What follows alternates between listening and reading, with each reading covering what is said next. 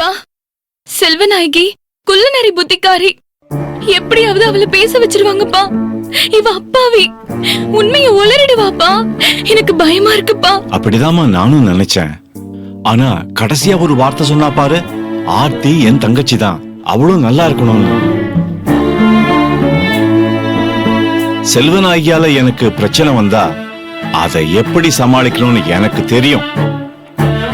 ஆனா தேவி கிட்ட பேசும்போது அவ உண்மைய சொன்னா, அதனால நானும் என் குடும்பமும் பாதிக்கப்படுவோங்கிற மாதிரி அந்த ஆங்கிள் அவகிட்ட சொன்னேன். அப்படி சொன்னா தேவி மனசு மாறுவா, யோசிப்பான்னு எனக்கு தோணுச்சு. என் பிளான் ஒர்க் அவுட் ஆயிடுச்சு பாரு. இனி அவ செல்வநாயகி கிட்ட உண்மைய சொல்லவே மாட்டா.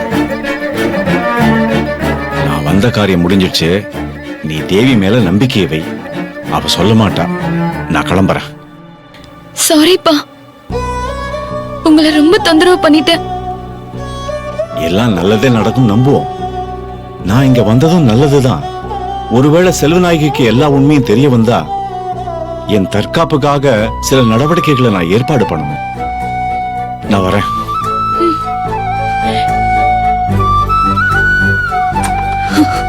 எங்களை மன்னிச்சிருங்கப்பா. எங்களால உங்களுக்கு எவ்வளவு கஷ்டம்.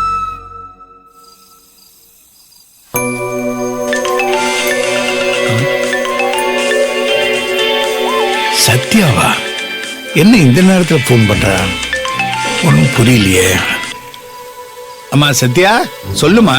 அப்பா, உங்களுக்கு அக்கா கால் பண்ணாளா? இல்லையம்மா. ஏன் கேக்குற? என்ன விஷயம்? அப்பா, நான் சொல்றது கேட்டு அதிர்ச்சி ஆயிடாதீங்க. ஏன்னா அக்கா இப்ப முன்ன மாதிரி இல்ல. கொஞ்சம் கொஞ்சமா மாறிட்டு வரா. செல்வநாயகி பக்கம் சாஞ்சிட்டு வரா. அவங்க நடிக்கிறது கூட தெரியாம அத்தை அத்தைன்னு அவங்க சொல்றது எல்லாமே அக்கா அப்படியே நம்புறாப்பா. நான் சொல்றது எதையுமே சுத்தமா கேட்க மாட்டேங்கிறாப்பா. என்னம்மா சொல்ற?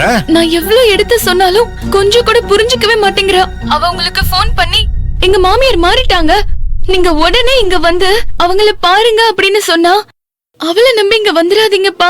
என்னம்மா இது? அம்மா, நீ தானம்மா அவளை ஒரு தாய் மாதிரி பக்கத்துல இருந்து பாத்துக்கிற. உன் பேச்சையும் இப்ப அவ கேட்க மாட்டேங்கிறாளா? இதுக்கு என்ன அர்த்தம்னு எனக்கு புரியலம்மா. அம்மாடி, நீ ஒண்ணும் கவலைப்படாத. இப்ப அவளை ஒரு 4 வார்த்தை நறுக்கு நானே கேக்குறேன். அப்பா அப்பா அப்பா இருங்கப்பா. அப்பா, நான் பேசி முடிக்கிறதுக்குள்ள அப்படி என்ன அவசரம்?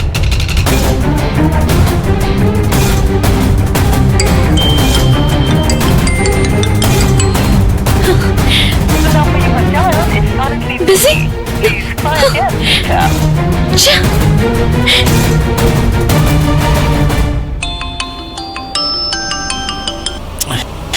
என்ன இது, போன் எடுக்கவே மாட்டேங்கிறாளே. இந்தாங்க அத்தை, மாத்திரையை போடுங்க.